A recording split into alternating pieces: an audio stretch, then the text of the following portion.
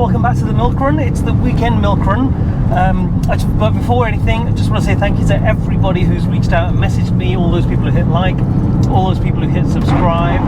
Really appreciate it. I'm edging ever so slowly towards 500 subscribers. I'm at 490, around that, and I'm probably averaging about one a day. So you know, I could actually make a living out of doing this in probably about 30 years. Hang on. No, I wouldn't. No, it'd be about 60 years if I carry on at that pace. Anyway, just want to say thanks to everybody. So this is the weekend milk run, and it's quite an urgent one because it's getting close to dinner time, where it's a bit like a madhouse at home. So I need to get out there really quickly, get some milk. But also, it's raining. It's raining constantly, so I'm never out in the Porsche 912. And not only that, I'm really annoyed because I've been out a couple of times this week in this car, and because it's parked under a tree, the leaves fall and they get stuck under the wiper exactly in my line of view. So now, when the wiper comes up, I can't actually see anything. It just smears water and leaves across the windscreen. I'm probably better off not using it at all. So, a quick update on things that have been happening. I've changed the logo. I've designed a new one, drew it up, got a local company called We Personalize For You. I've tagged them in my Instagram post, and I'll put a link up in the commentary of who they are. So they were able to just convert that drawing into a digital file, so they could then make changes to it and print it as a transparent sticker. Now at the moment they go on the inside of the glass, so they're back to front, so the front is sticky and it's transparent in black, and there's one that's a black circle with the bits that would normally be printed, the writing, they are in that's clear and the background's black. And one of them, one set is where you stick it on. You could stick it onto glass on the outside or onto something else. It's transparent with the logo in black. Now, what I want to do is also get it printed onto a white circle with the text in black, or print it in black onto a white background. So that's what I'll be doing next. I'm going to start sending those out to people, but also I need to do some more graphics, a bit more design work. I'm not a designer of any kind. Of scroll work for the logo on the back, and just get a test t-shirt or something printed up, just to see what it looks like. They're not cheap, so I don't know how I'm going to do that.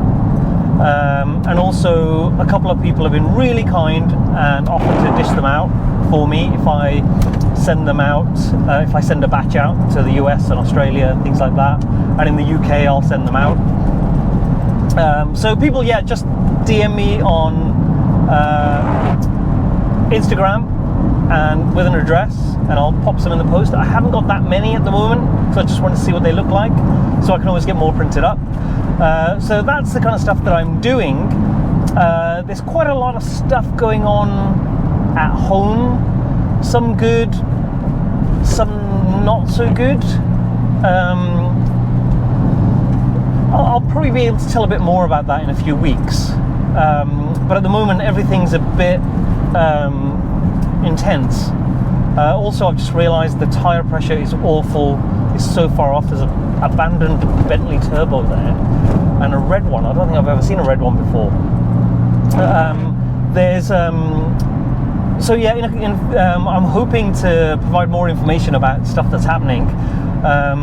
But in the meantime, there's quite a lot of stuff that I want to be getting on with the 912. So I've been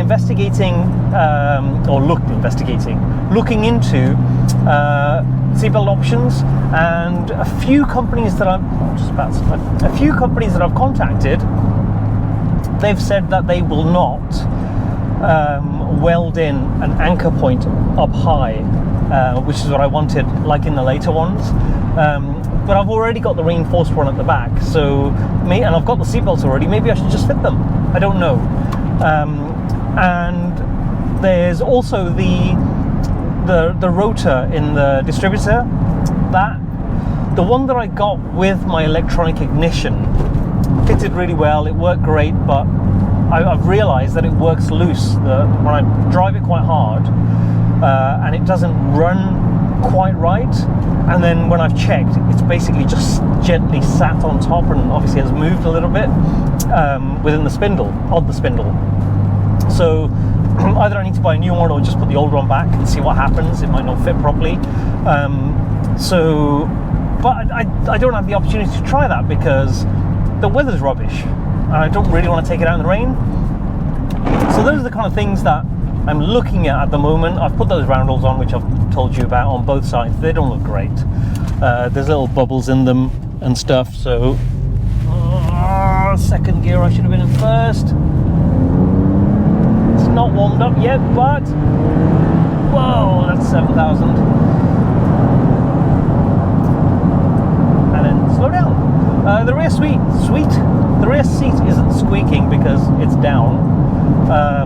So it is that. I don't know what it is, but I just pushed it down as I got in the last time. So that's all that I know. That's what's happening. That it is that seat, and it's not something else like a wheel or a suspension, but it never was. And also, there's like an update on my existential angst. I don't know if anybody wants to hear about that, but I'm going to tell you anyway.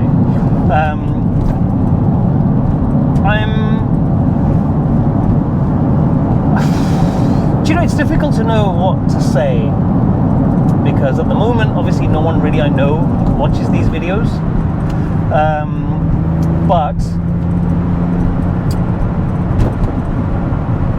My wife doesn't watch the videos. In fact, no one I know that I see. Actually, a couple of people maybe do. But I do need a change of scenery. I think there's what lockdown has taught me is that I'm looking at the world differently. And if before lockdown, maybe if lockdown hadn't happened and the pandemic hadn't happened, I would have blissfully carried on, blissfully ignorant of the way that I and everybody else lives their lives. But I've had a lot of time to get frustrated, to get anxious, to get stressed over that time, and to think about how I'm living my life, and where days that I spend away from my small children, from my wife, when I could be hanging out with them, doing these crazy days at work, and then not being present where I should be present, emotionally and mentally. In the grand scheme of things, does it really matter? And then when the pressure is on at work and someone says you've got to get this document done, you've got to deliver on something, and you're looking at it and going, I can actually meet that deadline and do a slightly shoddy job. So when people set these crazy deadlines and want you to do something really quickly, it always reminds me of those TV shows that used to be on during the day when I was a student. Maybe I used to watch them, like 60-Minute Makeover, which in the US you might not have heard of it, but it was, or there's probably an equivalent show over there. I imagine there is, or it might have come from there. But it was this show where they would find somebody who's living in a house that's in a state of disrepair, or they started a job and they couldn't finish. And what this team on the show would do is they would arrive and they would spend 1 hour transforming it. And sometimes you saw them doing plastering and then wallpapering and then painting. You're thinking, you did all that in an hour? Isn't that just botched? It looks great for a bit, but then everything's just going to peel off. And it's an arbitrary deadline that you've set. It could have been 2 hours, it could have been 3 hours, it could have been a day, it could have been a week, it could have been a month, and you could have done the job properly, but I guess the premise of the show would then be lost.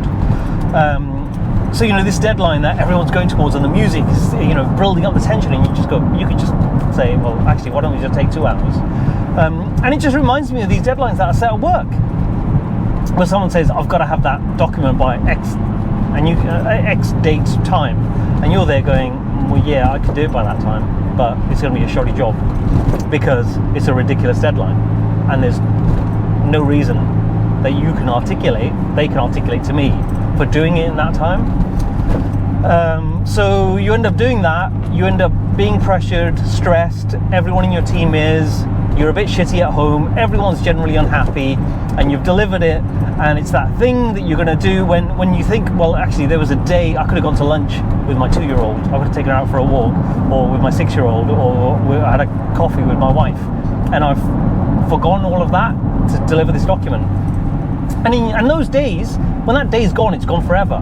But when you look back in 10, 15, 20, 30, 40, 50 years time, are you going to remember that document that you gave up going for a walk with your child, or bonding with your child, or your wife, or your friends, just doing a slight catch up, sticking your head out the window to smell the flowers? No, you're not. And it just shows how much, what proportion of your life you spend doing something that in the grand scheme of things is completely and utterly insignificant, but we do it because it pays the bills. And there's a standard of living that you've built up to, which I'm guilty of, just as everybody else, and you may have thought, well, actually I have a passion for the thing that I'm doing, but it gets to a point where you go, actually, am I that passionate about it that I'm going to give up all of these other things, or it's going to affect my mental health, or all of these other things? And then you step back, or you have time to reflect, like in a pandemic, and then you go, actually, I don't want that. Why can't I go out for a walk? I live in a beautiful part of the world, and I could go and buy some wipers that don't make that fucking awful noise. I'm sorry, that's just, yeah, I can't even see. I don't even know what the point of them is. But that's the kind of thing that I've been thinking about. But what's the alternative? I don't think there is one, unless you're not in that cycle of paying the bill, running as fast as you can to stand still, so you're not going backwards. And every time you step off, you are going backwards at a tremendous rate of knots. I don't know what the answer is, and I don't even know why I'm talking about it, because I guess it's on my mind. But anyway, going back to what we were talking about originally, or what I started talking about, which is the stickers. So I've got them, people can message me, I'll insert some photos in here of what they look like. Go and look at my Instagram. I've put some stuff on there. I think I'm quite pleased with how it's turned out. BMW pulling out in front of me, and another one. I'll just stick it to 6,000 revs then. But yeah, once I get some t-shirts, I'm gonna go to where am I going? I'm going to Classics at the Clubhouse, so look that up on Instagram. I think it's going to be a great event. But also the day before that, so that's on Sunday the 27th of June. But on the 26th, there's a show in Hereford. And I'm thinking I might go along to that, because the famous Porsche photographer Bart, I think he's going to be there. So maybe I'll get to meet him. Who knows? So that's the kind of thing that I've been thinking about doing, and I'm about to run over a crow. No, it's flown away. That's the kind of stuff that I've been doing, thinking of. A lot of people have reached out and said they want to buy my 996. Oh, I've just remembered, it hasn't been serviced this year. Well, it's only overdue by like a couple of months, which is fine, because I've done less than 2,000 miles since the last one. Or I've done less than 3,000 miles since the last one, so I don't think it's the end of the world, but I'll get it done quickly. Just an oil change. But yes, thank you for everybody who reached out. It's not for sale just yet. I might end up having to sell my, obviously, 912 if I decide to change my employment circumstances. But I'll keep you posted on that. Also, there's other stuff going on that will impact that. But that's it. That's the milk run. I'm almost here at the shop to grab the milk, and then speed home and have dinner with my family. Thank you everyone who's watched, supported, commented, liked, subscribed. I'm going to gradually, slowly, incredibly slowly push towards 500 subscribers. I haven't used TubeBuddy or the other one, I can't remember what it's called, to try and get more subscribers.